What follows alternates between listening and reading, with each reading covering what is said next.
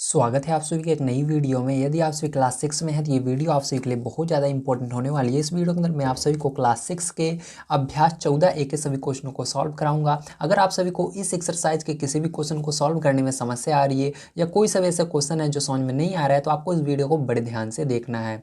आइए हम पहला क्वेश्चन पढ़ते हैं, देखते हैं क्या दिया गया और इसको किस प्रकार सॉल्व करेंगे। तो पहला क्वेश्चन आपको दिया गया है, पार्श्व चित्र को देख कर लिखिए। तो आपको क्या करना है, इस जो चित्र दिया गया है इस चित्र को देखकर लिखना है। तो इसके अंदर देखिए कुछ क्वेश्चन दिए गए हैं जिनको आपको देख करके इस चित्र को बताना होगा। तो देखिए पहला नंबर हम देखते हैं, दिया गया है वृत्त का केंद्र। तो वृत्त का केंद्र कहाँ पर होता है, तो ये बिल्कुल बीचों बीच होता है, यहाँ पर होता है, ध्यान रखिएगा, ठीक है। तो यहाँ पर वृत्त का केंद्र क्या है, ओ है। तो आपको क्या लिखना है, ओ लिखना है।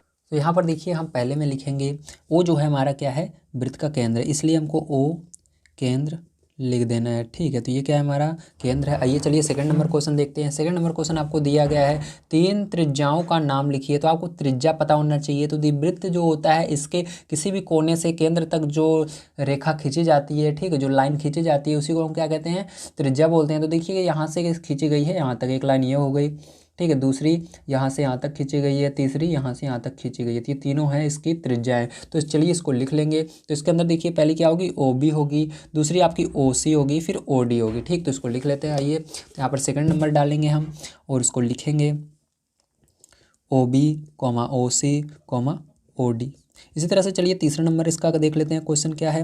तो तीसरा नंबर क्वेश्चन इसके अंदर दिया गया है, एक व्यास का नाम। तो एक व्यास क्या है, ध्यान से समझिएगा। व्यास वो होता है जो इसके केंद्र से होते हुए पूरा लास्ट तक जाता है, ठीक, केंद्र से होकर के जो एक कोने से शुरू होता है वृत्त के और दूसरे कोने तक जाता है। इससे बाहर नहीं निकलना चाहिए वृत्त के, इसी के अंदर रहना चाहिए, लेकिन एक कोने से दूसरे कोने तक जाता है। तो व्यास इसके अंदर क्या है, BC है। तो इसके अंदर हम लिखेंगे BC। इसी तरह से चौथा नंबर देख लीजिए। चौथा नंबर क्वेश्चन इसके अंदर क्या है, हमारा दो जीवाओं का नाम बताना है। तो जीवा भी बिल्कुल क्या होती है, एक कोने से शुरू होकर दूसरे कोने तक जाती है वृत्त के और बाहर नहीं निकलती है, अंदर ही रहती हैं। लेकिन ये कभी भी केंद्र से होकर नहीं जाती। केंद्र क्या है, ये ओ है, मतलब इसके जो यहाँ पर बिंदु है इससे होकर नहीं जाती हैं। कहीं से भी जाएंगी लेकिन इससे होकर नहीं जाएंगी, इसके बगल से निकल जाएंगे लेकिन इससे नहीं जाएंगे। तो कौन सी है, देखिए यहाँ से यहाँ तक ये जा रही है, वृत्त के दोनों तरफ है, लेकिन ये बीच से नहीं जा रही। तो पहले ये वाली हो जाएगी, दूसरी ये वाली हो जाएगी, ठीक है। तो यहाँ पर आपका हो जाएगा AB और CD। तो यहाँ पर हम लिख लेते हैं AB कॉमा CD।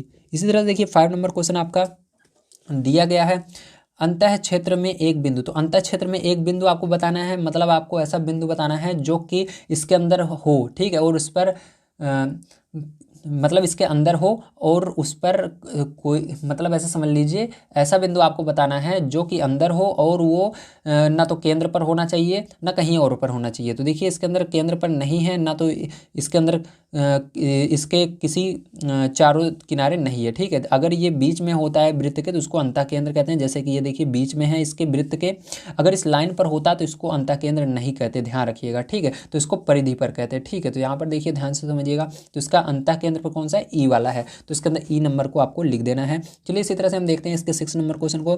तो 6 नंबर का क्वेश्चन आपको कह रहा है, बाह्य क्षेत्र में एक बिंदु। तो बाह्य क्षेत्र मतलब ये देखिए इसके अंदर कह रहा था आपका अंतः क्षेत्र में एक बिंदु, तो अंदर की ओर होता है। इस तरह से आपको बाह्य क्षेत्र कह रहा है, बाह्य क्षेत्र यानी बाहर की ओर स्थित। तो बाहर कोई बिंदु दिखाई दे रहा है आपको इस वृत्त के, नहीं दिख रहा है, तो कोई आप लिख देंगे कोई बिंदु नहीं है, ठीक है, ऐसे लिख दीजिएगा, कोई बिंदु नहीं है, ठीक है। तो ये हो जाएगा। अब इसके बाद देखिए देख लेते हैं इसका 7 नंबर क्वेश्चन। तो 7 नंबर क्वेश्चन आपको दिया गया है, चार चाप, दो लघु दो दीर्घ के नाम। दो लघु होने चाहिए, दो दीर्घ होने चाहिए, ठीक है। तो देखिए ध्यान समझिएगा इसके अंदर चाप क्या होते हैं, ठीक है। चाप, तो देखिए इसके लिए मैं तो आपको पीछे थोड़ा ले चलता हूँ, इसकी पहले परिभाषा मैं आपको समझा देता हूँ, तभी आप इसको समझ पाएंगे। तो यहाँ पर देखिए आप में दिया गया है आपकी बुक में लघु चाप और दीर्घ चाप, ठीक। तो ध्यान समझिएगा, इसके अंदर एक वृत्त बनाया गया है और इसके अंदर आपको कह रहा है कि क्या करना है, आपको किसी बिंदु ए को केंद्र मानकर, मतलब इसको केंद्र मान करके किसी त्रिज्या का एक वृत्त खींचना है आपको, ठीक है। ये वृत्त हमने खींचा, इस वृत्त पर कोई बिंदु बी मान लेना है। तो यहाँ पर हमने बी मान लिया और सी मान लेना है, सी मान लिया। इस प्रकार लीजिए कि BC जीवा हो, मतलब इसको यहाँ तक मिला दीजिए, ठीक है। जीवा होनी चाहिए, जीवा वो होती है जो केंद्र से नहीं जाती थी, इसको हमने जीवा माना, केंद्र से नहीं जा रही है। और ए से होकर ना जाए, मतलब इसका मतलब केंद्र ए से होकर ना जाए, इससे होकर ना जाए। जीवा बीसी द्वारा वृत्त कितने भागों में विभाजित हो गया है, आप इसको बताइए। बीसी द्वारा कितने भाग में विभाजित हुआ, जब बीसी हमने खींचा तो एक ये हुआ, एक ये, 2 भाग में विभाजित हुआ है। वृत्त के किन भागों में कौन सा भाग बड़ा है, इनमें से कौन सा बड़ा है, ये ऊपर वाला बड़ा है, आपको पता है। अब देखिए इसके अंदर आप बड़े आसानी से आप समझ पाएंगे कि लघु चाप किसे कहते हैं, दीर्घ चाप किसे कहते हैं। ठीक है, वृत्त के दोनों भाग वृत्त के चाप कहलाते हैं, ध्यान रखिएगा। ये वाला और ये वाला क्या कहलाएगा, चाप कहलाएगा। बड़े भाग को दीर्घ चाप, मतलब इसको पूरे को दीर्घ चाप कहेंगे, और जो छोटा वाला है उसे लघु चाप कहते हैं। चित्र में जो आपको दिख रहा है बीईसी, ये पूरा क्या है आपका दीर्घ चाप है क्योंकि बड़ा है, और जो छोटा होता है बीडीसी, ये छोटा वाला लघु चाप कहलाएगा। ठीक है, इसी तरह से आपको यहाँ पर पहचानना है इस वाले चित्र के अंदर। तो इसके अंदर देखिए लघु चाप आपको देखना है, तो ये आपका क्या होगा, ध्यान समझिएगा। इसके अंदर लघु चाप कौन कौन से होंगे और दीर्घ चाप कौन कौन से होंगे, मैं आपको बता देता हूँ। तो देखिए जो ए बी है, ठीक है, ये ऊपर वाला क्या होगा, ये आपका लघु चाप होगा। और ए सी, ठीक है, ए बी हो गया और ए सी हो गया। तो ए सी कहाँ पर है, ध्यान समझिएगा। अगर हम यहाँ से यहाँ तक एक लाइन खींच देते हैं, ठीक है, इस पर हम क्या करें, एक इस तरह से लाइन बना दें, तो यहाँ पर क्या होगा, ए सी हो जाएगा। आप चाहो तो इसको भी बोल सकते हो, सी डी को भी। ठीक है, सी डी भी आपका क्या है, लघु चाप है। आप ए बी और सी डी भी बोल सकते हो, लेकिन आपके बुक में क्या दे रहा है, ए सी दे रहा है। ठीक है, तो ए सी देने के कारण आप क्या करोगे, यहाँ पर आप इस तरह से लाइन खींचना पड़ेगा अगर आप एसी लिखना चाहते हो। ठीक, इस तरह से यहाँ पर एक लाइन खींचना पड़ेगा। अगर आपकी बुक में गलत दे रहा है, अगर आपको लाइन यहाँ पर नहीं दी गई है, तो यही दो आपके लघु चाप हो जाएंगे, ए बी और सी डी। इसको आप लिख लीजिएगा। तो चलिए लिख लेते हैं। आपका यहाँ पर लघु चाप में कौन सा हो जाएगा, तो लिखेंगे लघु चाप बराबर क्या हो जाएगा आपका, यहाँ पर हो जाएगा, तो यहाँ पर आप लिख देंगे ए बी और C D, A B C D. इस तरह से देखिए अब आपको दीर्घ चाप बताना है, तो दीर्घ चाप देख लेते हैं।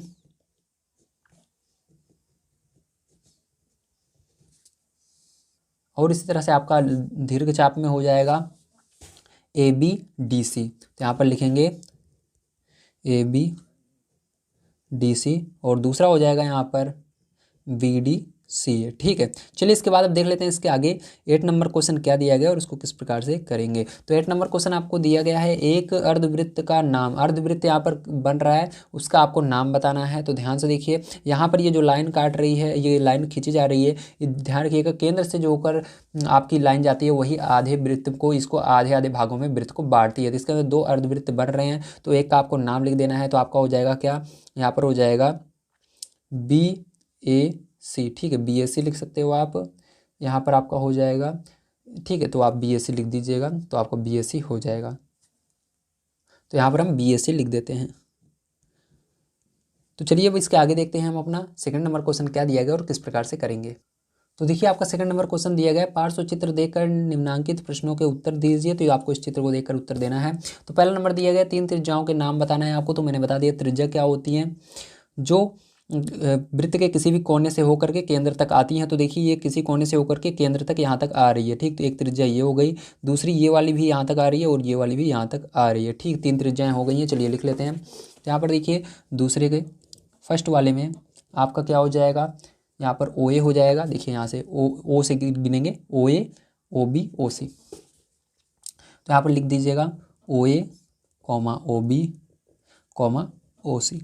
इसी तरह देखिए सेकंड नंबर का आपका यहाँ पर है 3 जीवाओं के नाम लिखिए। जीवा मैंने बताया, ठीक है, क्या होती हैं, जीवाएं वो होती हैं जो वृत्त के किसी भी कोने से होकर के दूसरे कोने तक जाती हैं। तो देखिए इसके अंदर क्या हो रहा है, आपका ए बी जा रहा है, ठीक है, और यहाँ पर बी सी जा रहा है और ए सी जा रहा है। तीनों को आप लिख देंगे। तो यहाँ पर हम लिखेंगे ए बी, बी सी और ए सी।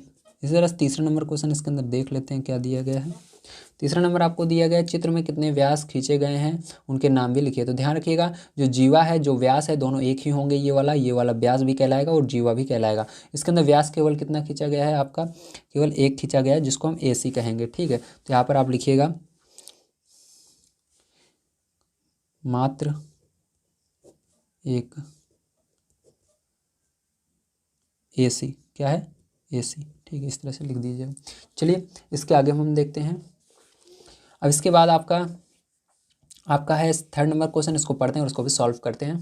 तो इसके अंदर देखिए आपका कह रहा है पार्श्व चित्र में बिंदु ओ वृत्त का केंद्र है, चित्रानुसार वृत्त के निम्नलिखित अंगों के विशिष्ट नाम दे। तो आपको क्या करना है, इसके अंदर नाम बताना है। तो पहला नंबर है रेखाखंड ओए। तो आपको देखिए ध्यान समझिएगा, रेखाखंड ओए, तो रेखाखंड ओए कहाँ पर है, ये रहा ओ ए। तो ये क्या है, इसको बता देना है आपको। तो जो आपका तीसरा है इसका पहला नंबर, तो ओए देखिए आप देख सकते हैं, मैंने बताया एक कोने से केंद्र तक जो हो जाता है त्रिज्या कहलाती है। तो ये क्या है, आपकी त्रिज्या है ओए। तो यहाँ पर लिख दीजिएगा त्रिज्या। दूसरा नंबर देखते हैं इसका। तो दूसरा नंबर कह रहा है आपका ए बी और सी डी क्या है, तो ए बी कहाँ पर है, ए बी और सी डी। तो देखिए ए बी जो है ये आपका क्या होगा, ए बी और सी डी दोनों एक साथ दे रहा है, रेखाखंड ए बी और सी डी क्या होंगी। तो यहाँ पर ध्यान रखिएगा, ये व्यास तो है लेकिन यहाँ पर ये क्या होगा, व्यास तो आपका है लेकिन यहाँ पर ध्यान रखिएगा ये आपका जो सी डी है ये व्यास है और ए बी क्या है, जीवा है। तो दोनों को लिख देना, ठीक है। तो यहाँ पर लिख देंगे ए बी क्या कहलाएगा, जीवा कहलाएगा, और ये सी डी जो है व्यास कहलाएगा, ठीक है। ऐसे लिख दीजिएगा। थर्ड नंबर का देखिए, थर्ड नंबर का आपको कह रहा है चाप सी बी डी। चाप C D, C B D कहाँ पर है, सी बी और डी। ये वाला सी बी डी क्या होगा, सी बी डी आपका यहाँ पर होगा, इसको आप कहोगे अर्धवृत्त है, क्या है, अर्धवृत्त बोल दोगे, ठीक, अर्धवृत्त कहलाएगा, अर्धवृत्त। इसी तरह से चलिए फोन नंबर देख लेते हैं। फ़ोन नंबर आपका है चाप सी A D. C A D देखिए, जब आपका कोई ऐसे लाइन आती है सी फिर ए आ गया फिर डैश टी आ रहा है तो अर्धवृत्त उसको बोल दीजिएगा, ठीक है। मतलब यहाँ से आपको ऐसे यहाँ से लेकर यहाँ तक लेना है, यहाँ से लेकर यहाँ तक लेना है, ठीक है। इस तरह से ये आपका अर्धवृत्त बन रहा है ना, यहाँ से फिर इसको मतलब बीच वाले को छोड़ दीजिए। जैसे इसके सी डी बोल रहा है, सी ए बी डी था तो बीच वाला क्या है, बी है, बी को छोड़ दीजिए, सी डी क्या है, देखिए इतना अर्धवृत्त बन रहा है। इसी तरह से सी ए डी तो बीच में क्या है, ए को छोड़ दीजिए तो सी डी क्या है, अर्धवृत्त है। इसी तरह से आपको क्या है, ये भी अर्धवृत्त है, यहाँ पर अर्धवृत्त। इस तरह चलिए आगे देखते हैं फोन नंबर क्वेश्चन। तो आपको कह रहा है प्रकार की सहायता से निम्नलिखित त्रिज्याओं की वृत्त खींचे। तो आपको इतने वृत्त खींचने हैं, ठीक है। तो चलिए इसको वृत्त खींच लेते हैं। तो इसके लिए आपको क्या लगेगा, गोला प्रकार लगेगा। तो आपको यहाँ पर गोला प्रकार ले लेना है। तो देखिए यहाँ पर मैंने पटरी और गोला प्रकार ले लिया। अब आपको पटरी और गोला प्रकार की जरूरत पड़ेगी। तो यहाँ पर हमको क्या कह रहा है 4.5 सेंटीमीटर का बनाने के लिए। तो आपको 0 से 4.5 तक आपको इस गोला प्रकार के माप लेना है, चाहे 0 से 4.5 तक, ठीक है। तो देखिए 0 से क्या किया मैंने, 4.5 तक इसको माप लिया है गोला प्रकार पर इस तरह से, ठीक है। और मापने के बाद क्या करना है, आपको ध्यान समझना है। अब माप लेने के बाद आपको यहाँ पर गोला बनाना है इससे, ठीक है। तो इस तरह से हम रख करके इसको गोला बना देंगे। देखिए इस तरह से आप बनाना जानते हैं। आपका ये जो होता है गोला प्रकार की नोक, ये हिलने नहीं चाहिए, ठीक है। अगर हिल जाएगी तो आपका गोला ठीक नहीं बनेगा, ठीक है। देखिए इस तरह से आपको एक जगह रख करके इसको दबा कर रखिएगा, ठीक है। जो इसकी नोक है इसको बहुत दबा कर रखना है आपको। भले कॉपी पर छेद हो जाता है चलेगा, लेकिन आपका यहाँ पर हिलना नहीं चाहिए, ठीक है। तो ये हो गया। तो यहाँ पर देखिए आपको यहाँ से लेकर के एक तरफ लाइन खींच देना है, ठीक है। केवल एक तरफ ही खींचना है, पूरे में नहीं खींचना। त्रिज्या है तो आपको त्रिज्या दी गई है तो त्रिज्या को लिखना पड़ता है। तो यहाँ से लेकर यहाँ तक हमने खींच दिया और कहा है 4.5 सेंटीमीटर का खींचने के लिए। तो ये 4.5 सेंटीमीटर की हमने क्या किया, एक वृत्त खींच दिया है, ठीक है। अब चलिए इसके बाद सेकंड नंबर का देखते हैं। तो सेकंड नंबर का आपको था, ये फर्स्ट नंबर का हो गया आपका आंसर। सेकंड नंबर का जो था 3.2 सेंटीमीटर खींचना है। तो आपको यहाँ पर क्या करना है, इस पर नाप लेना है 3.2 सेंटीमीटर। तो 0 से 3.2 तक हम नाप लेंगे, ठीक है। 0 से 3.2 तो देखो 3 के आगे छोटी छोटी 2 लाइनें गिनना है। तो 3 के आगे छोटी छोटी 2 लाइनें हैं, उसको गिन करके आपको रख लेना है। तो ये देखिए हो गया 3.2। अब क्या करना है, आपको फिर से गोला इस तरह से रखना है और इसको बना देना है गोला प्रकार की मदद से, ठीक है। आपका हिलना नहीं चाहिए, बढ़िया तरीके से बनाइएगा। अगर आपका गोला प्रकार की नोक हिल जाती है तो आपका गोला सही नहीं बनेगा, ठीक है। तो इस तरह से आपको बना देना है। अब देखिए इसके अंदर भी हम क्या करेंगे, यहाँ से लाइन खींच देंगे, ठीक है, लास्ट तक। तो ये आपका हो जाएगा 3.2 सेंटीमीटर का। तो 3.2 सेंटीमीटर, ठीक है। तो ये हो गया इसका आंसर।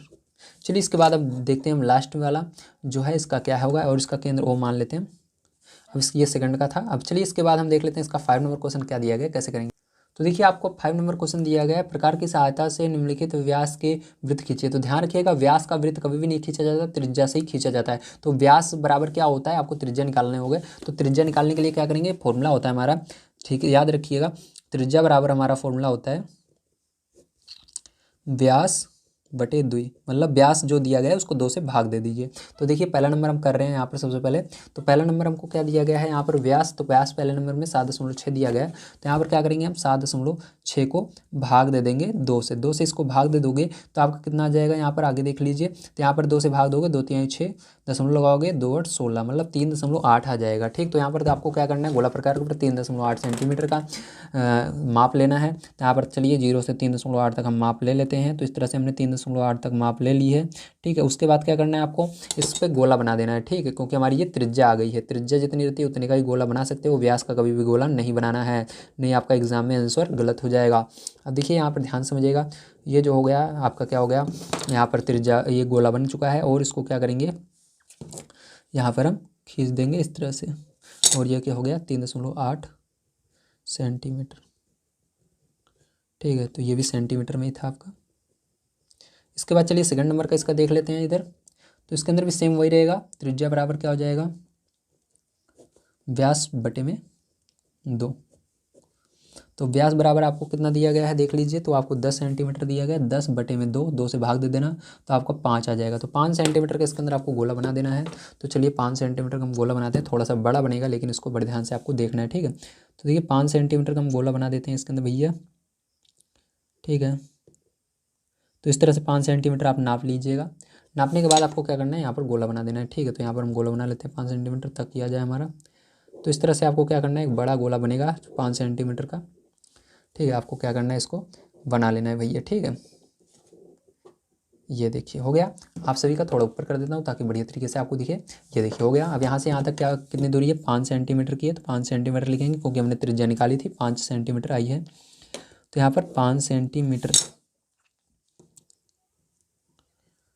तो ये हो गया। ठीक है, तो आपको पता चल गया होगा किस तरह से करना है। चलिए इसके बाद 6 नंबर क्वेश्चन देखते हैं क्या दिया गया, कैसे करेंगे। 6 नंबर क्वेश्चन आपको दिया गया है, एक वृत्त की त्रिज्या 4.5 सेंटीमीटर है, इस वृत्त के व्यास की माप ज्ञात कीजिए। ठीक है, तो देखिए त्रिज्या आपको क्या निकालना है, यहाँ पर व्यास निकालना है। ठीक है, तो व्यास बराबर फॉर्मूला क्या होता है इसको आपको लिख देना है। तो आपको दिया गया है, दिया है वृत्त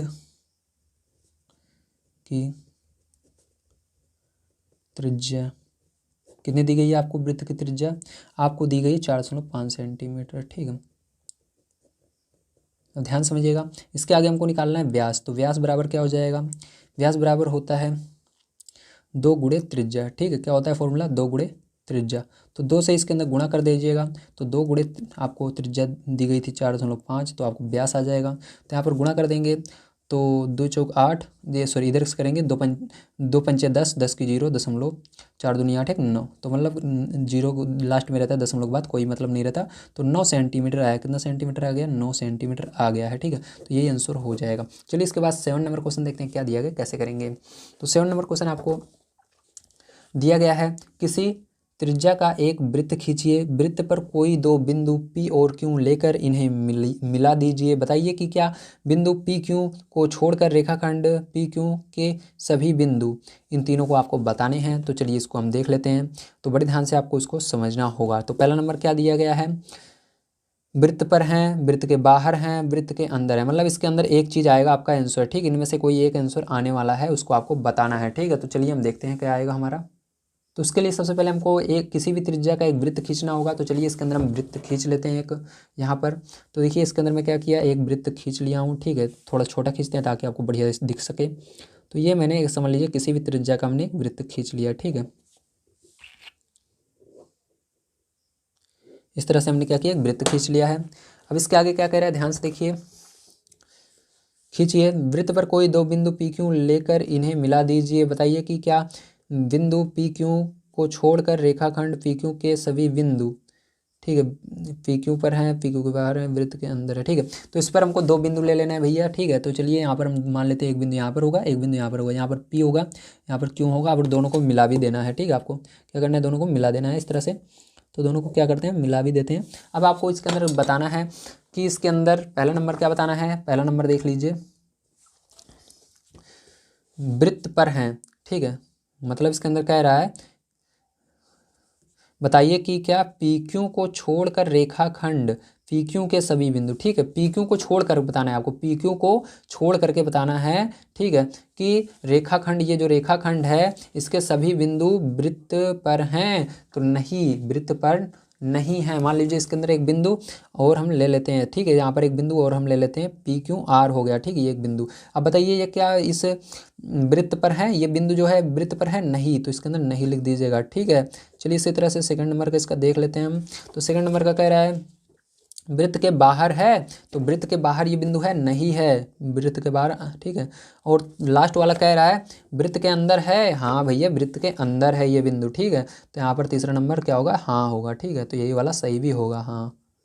चलिए अब देखिए इसके बाद देखते हैं हम, ये 7 नंबर का था क्वेश्चन आपका, 8 नंबर का कैसे होगा। तो 8 नंबर क्वेश्चन कह रहा है निम्नलिखित कथन सत्य है या असत्य बताना है। वृत्त की त्रिज्या वृत्त की जीवा होती है, जो त्रिज्या होती है उसको जीवा बोल सकते हैं, नहीं बोल सकते भैया, ठीक है, इसलिए असत्य होगा, क्या होगा, असत्य होगा। ध्यान रखिएगा, जीवा को कभी भी, जो उसकी जीवा होती है उसको आप त्रिज्या नहीं बोल सकते हो। दूसरा नंबर दिया गया है वृत्त का व्यास वृत्त की जीवा होती है, हाँ हो सकती है, ठीक है, व्यास जो होती है जीवा भी हो सकती है, मैंने आपको अभी पीछे करके दिखाया था। तो ये वाला क्या होगा, सेकंड नंबर वाला सत्य होगा, ठीक, क्या होगा, सत्य होगा। उसको आप त्रिज्या, उसको आप जीवा और व्यास दोनों बोल सकते हो, इसलिए सत्य हो जाएगा। इसके बाद देखिए थर्ड नंबर का आपका हो जाएगा, थर्ड नंबर का दिया गया है व्यास वृत्त की सबसे बड़ी जीवा होती है, तो ये भी बात सही है, हाँ बिल्कुल, जो केंद्र से होकर जाता है वो सबसे बड़ी होती है, और जो व्यास होता है वो बिल्कुल केंद्र से होकर जाता है, ठीक है।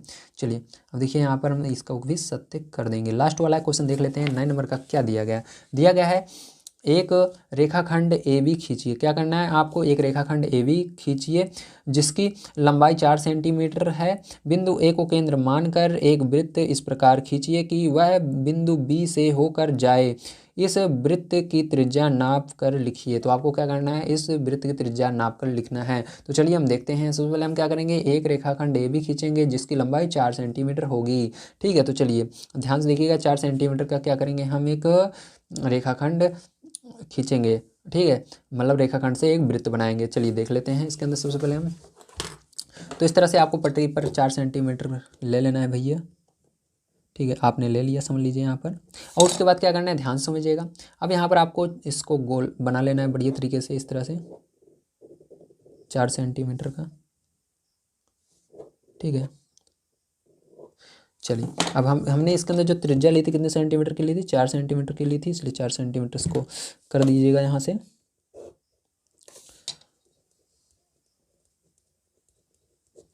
अब आगे देखिए इसके आगे क्या कह रहा है, जिसकी लंबाई 4 सेंटीमीटर हो गए। बिंदु A को केंद्र मानकर, अब बिंदु A को केंद्र मानना है, मतलब ये इसको A नाम दे देना है आपको, ये केंद्र है, और इसको B नाम दे देना है, ठीक है। एक वृत्त इस प्रकार खींचिए कि वह बिंदु B से होकर जाए। इस वृत्त की त्रिज्या नाप कर लिखिए, ठीक है। तो आपको इसकी त्रिज्या नाप कर लिखना है। तो देखिए इसका मतलब ध्यान समझिएगा, मैं अब समझा हूँ। मतलब आपको सबसे पहले क्या करना था, सबसे पहले आपको ये वाली रेखा खींचनी थी, ठीक है। अब मैं समझा इसको, सबसे पहले आपको ये वाली रेखा खींचनी थी, ठीक है, ये वृत्त नहीं बनाना था। सबसे पहले आपको 4 सेंटीमीटर की रेखा किसको खींच लेनी थी, रेखाखंड खींच लेना था। उसके बाद आपको यहाँ पर ये 4 सेंटीमीटर जहाँ पर ख़त्म होता है यहाँ पर रख करके क्या करना था, इसको वृत्त को बनाना था इस तरह से, ठीक है। और उसके बाद वृत्त को बनाने के बाद आपको बताना था कि ये जो रेखाखंड, ये जो त्रिज्या है इसकी लंबाई कितनी होगी। तो बिल्कुल सही बात है, ये जो जितने सेंटीमीटर का हमने खींचा है उतना ही होगा, मतलब 4 सेंटीमीटर ही होगा, तो ठीक है। तो आप यहाँ पर लास्ट में लिख दीजिएगा वृत्त की जो त्रिज्या होगी ये 4 सेंटीमीटर होगी, ठीक है। जब आपको इस तरह बनाने के पहले आप इस लाइन को खींचिएगा, फिर यहाँ पर गोला प्रकार रख करके, ठीक है, आपको क्या करना है, ऐसे गोला प्रकार को रखना है और यहाँ से यहाँ तक AB तक माप लेना है और एक वृत्त बना लेना है, ठीक है। वृत्त बनाने के बाद आपको बताना है कि ये दूरी कितनी है। आप इसको पटरी की मदद से भी नाप सकते हो, जैसे इस तरह से पटरी से आप नापोगे। तो देखिए मेरा इस तरफ पटरी नहीं आ रही है, ठीक है, क्योंकि यहाँ पर ट्राइपॉड रखा हुआ है, तो मैं उल्टा नाप देता हूँ। तो देखिए 0 से जब आप नापोगे 4 सेंटीमीटर आपका होगा, ठीक है। तो आपको यहाँ पर लिख देना है वृत्त की जो त्रिज्या होगी कितनी हो जाएगी, वृत्त की त्रिज्या जो होगी वो क्या हो जाएगी, 4 सेंटीमीटर हो जाएगी। तो उम्मीद है आपसे को समझ में आया होगा। मिलते हैं अगली वीडियो में। वीडियो देखने के लिए धन्यवाद। आप सभी का दिन शुभ हो। Thank you very much.